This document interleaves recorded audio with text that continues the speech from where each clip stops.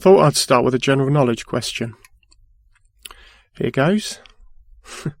What day is traditionally the third Thursday in November? Is it A, World Philosophy Day, B, International Men's Day, or C, World Toilet Day? If you answered A, B or C, then give yourself 1 point. If you answered A, B and C, give yourself 4 points. No, not 3, 4. 1 extra point for being a clever dick, though I'd be surprised if any of you got any points, to be honest. It didn't get much publicity, not any of the above. International Men's Day got a few laughs, though. I posted a link to the UK branch website on Twitter that particular morning, and quick as a flash, Maddie tweeted back, International Men's Day? I thought that was 365 days a year. Wink emoji, ROFL, grin emoji, LMAO. Laugh, I thought I'd never start, and I didn't. Funny, not funny, Maddie.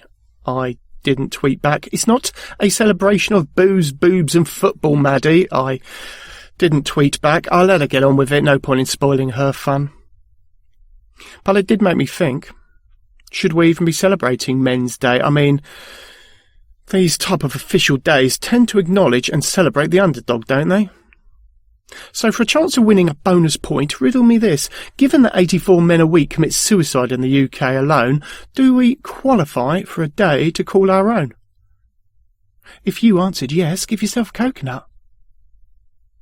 So the aims for International Men's Day, as stated on the website, are to make a positive difference to raise awareness of the well-being of men and boys, as well as promoting positive conversations about men, manhood and masculinity. I probably wouldn't have known all this myself had I not been asked to participate in a panel at work to mark the event, an event that was broadcast over the work's intranet.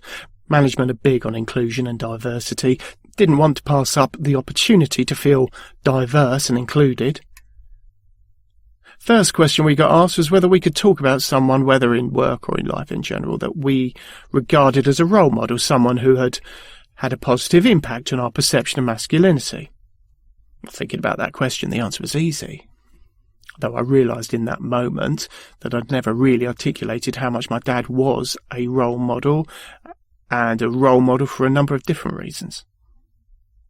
One of the bigger ones being that he wasn't just my dad, he was my mother too. At least he had to be, after my mum passed. Correction, he didn't have to be. My grandparents would have picked up the slack, but no, I was his responsibility, and he was nothing if not responsible.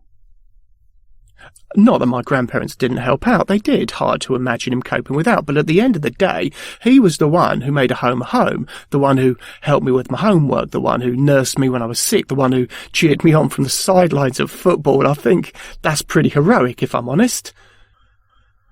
Another important lesson I learnt from my dad, amongst the many, never be afraid to cry. Tears, my dad always said, are nature's way of healing your emotional ailments. Given that he was a pharmacist and was unlikely to sell any medications with that advice, you had to take him at his word. And he practiced what he preached. He'd cry at the drop of a hat. He'd cry laughing, he'd cry when he was sad, he'd cry when he watched Animal Hospital on the telly, he'd cry at weddings, he'd cry at funerals. Grandad told me he was inconsolable the day I was born. I'm sure he had his reasons, though I never quizzed him on it. I was fortunate to have the sort of dad I had. Very fortunate. Back to Maddie. She once observed in front of a group of friends that a woman would be lucky to have a man like me as a partner. Then added with a sigh that, unfortunately, women only want bad boys. I was mad about Maddie once, back in the day. Then I grew up. Not sure she ever did. I wonder if there's an International Plonkers Day.